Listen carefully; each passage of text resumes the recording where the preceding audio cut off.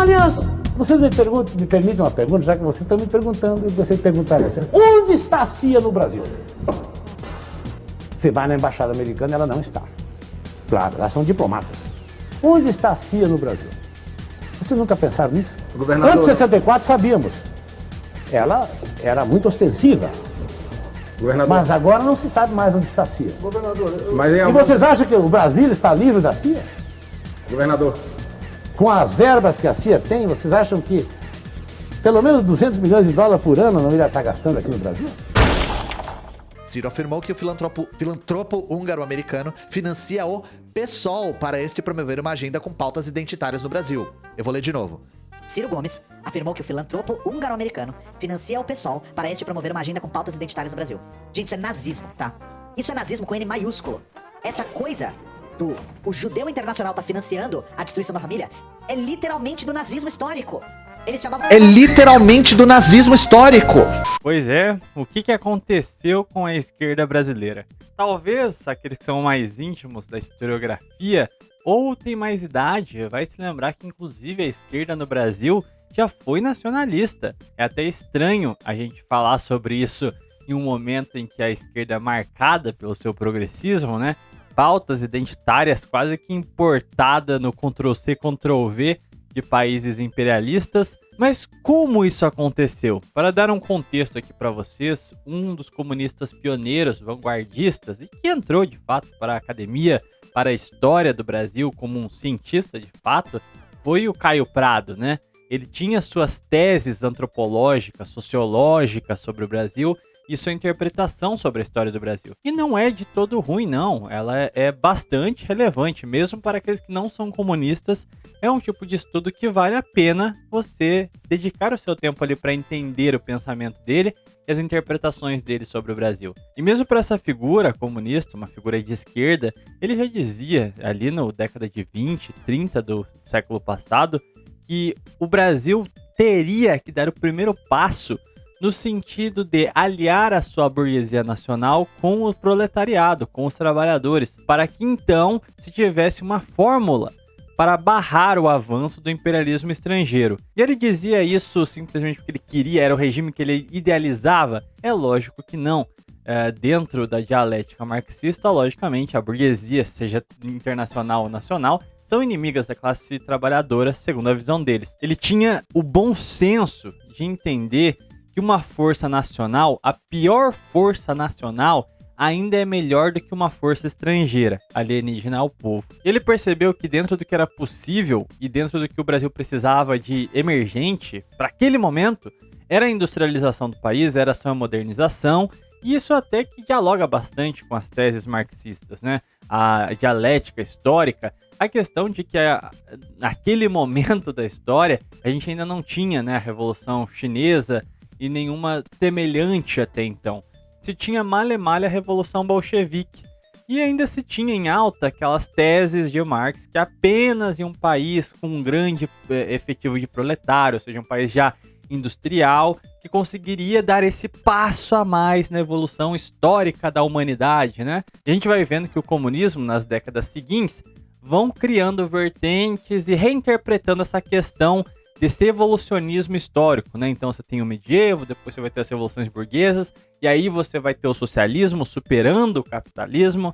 Então, não necessariamente para os comunistas do futuro, essa ordem devia ser respeitada. Mas o fato é que o Caio Prado, observando a geopolítica das Américas, a força dos Estados Unidos e a presença europeia, tanto na história quanto na economia brasileira, ele percebeu que de imediato, o Brasil precisaria de nacionalismo, precisaria criar uma classe burguesa brasileira, precisaria criar um Estado minimamente soberano, senão a Revolução não teria meios de acontecer. E essa análise, ao meu ver, se eu fosse um comunista, eu teria adotado ela também, porque não me parece fazer sentido você achar que perante o imperialismo global você vai conseguir romper todas essas amarras. Faz muito mais sentido um processo gradual, não de uma revolução gradual, mas de um ciclo de revoluções que dê certa autonomia para o seu povo, mesmo que o comunismo seja universalista, né? A grande questão é que é muito irônico a gente ver intelectuais de esquerda que tinham um senso de nacionalismo, seja por vias pragmáticas, que nem o Caio Prado, ou a gente pega o Brizola, que era autenticamente nacionalista mesmo. Ele detinha uma veia muito mais nacionalista, até acima do seu pensamento mais comunista, né? Então, porque desde 45 a esquerda sabia que os Estados Unidos estava mandando e desmandando cá em nossas terras. Tanto é que fizeram alianças pragmáticas com o Vargas, mesmo depois de toda a perseguição que ocorreu no Estado Novo. Então ela tomou ações que elas perceberam antes um inimigo nacional do que um internacional. Existia essa proporcionalidade. Existia também o senso básico de que o país precisa se desenvolver, seja por qualquer ideologia que seja.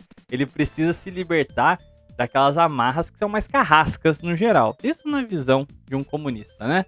A grande questão é que, estranhamente, hoje a esquerda ela é meticulosamente manobrada.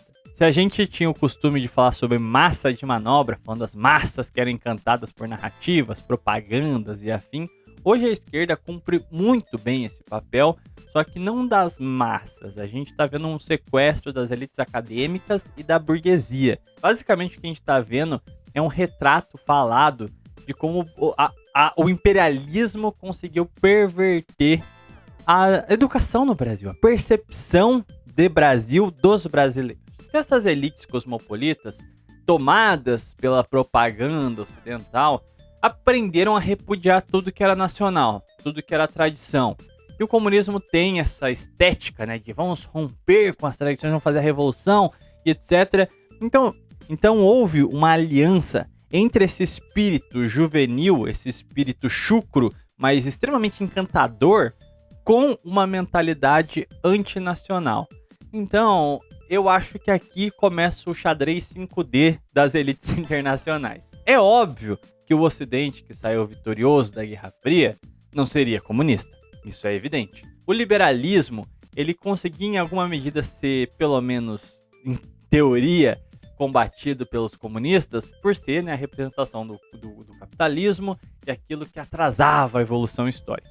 O que acontece é que o liberalismo ele vai ganhando roupagens sociais, ele já tinha, né, a admissão do capitalismo na social-democracia, o estado de bem-estar social, mas agora essa ideia de um estado de bem-estar social era aliado com um conceito de atomismo que é típico do liberalismo. Você retira a unidade orgânica e grupal do ser humano, a sua integralidade, e atomiza ele. Então ele pensa pela própria cabeça, e quando você arranca o sujeito da sua comunidade, dos valores familiares, dos valores tradicionais, é muito mais fácil você lavar a cabeça dele depois.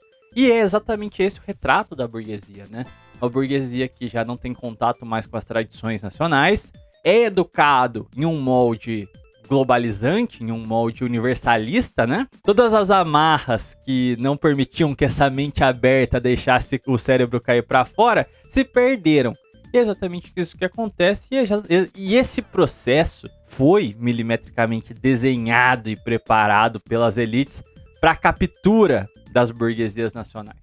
Porque o que acontece? Se antes o comunismo podia, em alguma medida, ser uma oposição geopolítica ao liberalismo, ao plano ocidental, das sociedades abertas, das democracias de Kant, que democracias só podem viver com democracias, propriamente essa máquina de moer identidades e civilizações que é o Ocidente, ele percebeu, bom, a gente derrotou os soviéticos com o fim da Guerra Fria, mas a gente ainda tem, né, a juventude ocidental que é progressista nos costumes, mas gosta da estética de um rebelde, a estética de uma revolução. E aí que grandes banqueiros começam a surgir para financiar tais grupos burgueses com pautas identitárias, porque elas não representam uma ameaça real. Você não vai pegar um moleque vegano de orientação duvidosa e achar que ele vai fazer uma revolução. Ele não tem força nem para levantar um peso de 40 quilos. Quem dirá de derrubar um regime? A grande questão é que ele é chato. E essas minorias permitem que o estrangeiro possa se entranhar nas instituições, criando divisões, cisões internas, inclusive um aparato legal totalmente esquizofrênico, que é toda essa agenda identitária que vocês já estão cansados de ver no dia a dia e que eu não posso citar muitos detalhes aqui que eu tenho medo de processo. Mas a grande questão então é que os comunistas de hoje não são comunistas. Os comunistas de hoje, essa progressistada que a gente tem aí, tá muito mais próximo daquela elite do café com leite, idealista, olhando pra França e pra Inglaterra, tá muito mais próxima disso do que do Prestes, por exemplo, que conhecia o Brasil profundo, tinha uma preocupação nacional. Eles estão muito mais conectados com esse arquétipo do litorâneo, de quem olha para o outro lado do Atlântico para buscar as soluções dos problemas nacionais, para a superação dessas tradições caipiras, velhas, preconceituosas. Então percebam, se antes o Caio Prado ele propunha uma aliança com a burguesia nacional, hoje a gente vê o cenário completamente oposto. Caio Prado falava sobre o perigo que era o imperialismo estrangeiro. Como a burguesia internacional consegue ser ainda pior do que a burguesia nacional na análise dele. A grande questão é que a esquerda hoje tomou o caminho oposto, se prostrou como vassalos da burguesia internacional para destruir os valores e a identidade nacional. Então percebam como foi um processo literalmente xadrez 5D aqui. A gente tá pegando um grupo que se diz intelectual, que se diz progressista, né? Mas que enxerga a nação como o câncer a ser superado. É necessário o apagamento completo da memória, dos heróis, da identidade, daquilo que nós fomos, porque tudo foi errado, tudo foi violação, tudo foi guerra. Ao mesmo passo que essa gente participa de ONG, de partidinho, de grupelhos que recebem dinheiro diretamente dos bancos que cometem as maiores atrocidades do imperialismo. Ou seja, são só os novos peões desses camaradas banqueiros que utilizam de grupos políticos, ora de direita, ora de esquerda, mas sempre antinacionais, para conseguir atacar o Estado. A partir do momento em que você tem um país aberto, em que o capital estrangeiro possa se aportar nesse país, ele vai começar a criar facções políticas, vai começar a dar bolsas de estudo. Você não acha estranho quando um sujeito que ele tá cheio de teses desconstrutivistas, analisando estruturalmente a sociedade brasileira, o machismo, o racismo, não sei o que, você vai olhar quem pagou a bolsa dele? A Fundação Paulo Lemann, a Open Society, sempre instituições de um mesmo grupo seleto, assim, ao mesmo tempo em que você começa a ver essas pessoas também se tornando parlamentares.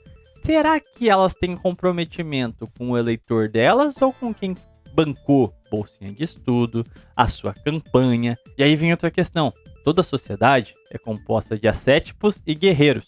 Ou seja, ascétipo, aquele que cria as doutrinas, os pensamentos, pela qual o guerreiro vai empunhar a espada, vai lutar por aqueles ideais. Quando você tem essas duas frentes, políticos e organizações relacionadas à política, movimentos sociais e afins, e ao mesmo tempo você já conseguiu patrocinar uma extensa elite acadêmica para perverter completamente a produção científica de um país, o que a gente está falando aqui? A gente vai ver estes mesmos políticos, estes mesmos grupos sociais se ancorando as suas ações antinacionais, que basicamente visam o divisionismo social. Essas pessoas vão estar ancorando em teses acadêmicas. E essas teses foram escritas por quem? Bancadas por quem? Ou seja, você consegue, em cadeia, desestruturar a sociedade. É por acaso que o Brasil não tem mais os historiadores, os antropólogos, os sociólogos que valorizavam a sua história, apontavam sim criticamente ao passado, mas ao mesmo tempo mostravam o lado bom da nossa civilização, o orgulho de ser brasileiro, e eles são substituídos simplesmente pela crítica total e completa. Nada valeu a pena e o Brasil é um lixo. É isso que essa produção acadêmica nova faz. Será que isso é por acaso? É engraçado e triste pensar que a esquerda que no passado viu a ação norte-americana mexendo os pauzinhos, por exemplo, com a UDN na República Populista, depois patrocinando o regime militar. Essa esquerda que viu tudo isso desde a Nova República, ela simplesmente se calou e se prostrou para esse mesmo sujeito que era até então inimigo dela, né?